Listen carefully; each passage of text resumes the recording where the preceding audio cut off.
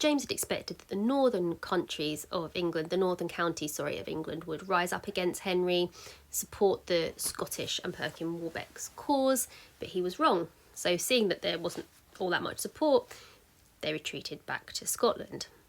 Then Henry says, how about, James? How about you stop all this and you can marry my daughter Margaret? To which James says, yeah, all right. So this is when we see Parliament raise the taxes so that they can defend the border against Scotland, and this is when we see the Cornish uprising. Now at this point Henry hasn't had enough, so he's saying to James of Scotland, look, we can stop all this war, we can form a proper alliance if you would just stop supporting Perkin Warbeck.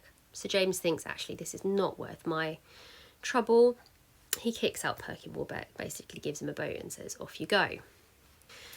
So Perkin Warbeck heads to Cornwall, sort of tries to build on all the unrests there, try and raise an army, gets a bit of support, but again, they're just beaten back.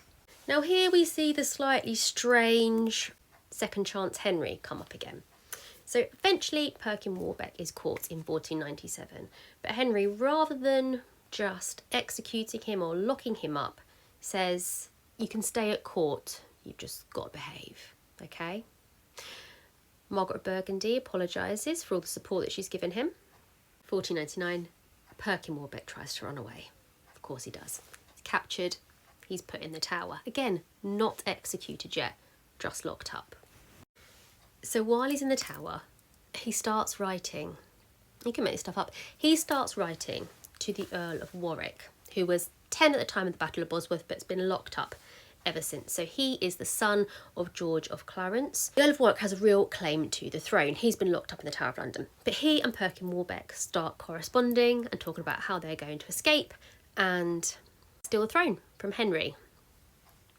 At this point, Second Chance Henry finally gives up and has them both executed.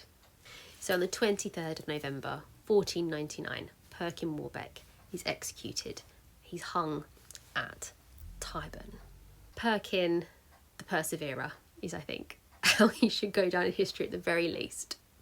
So that was 1499.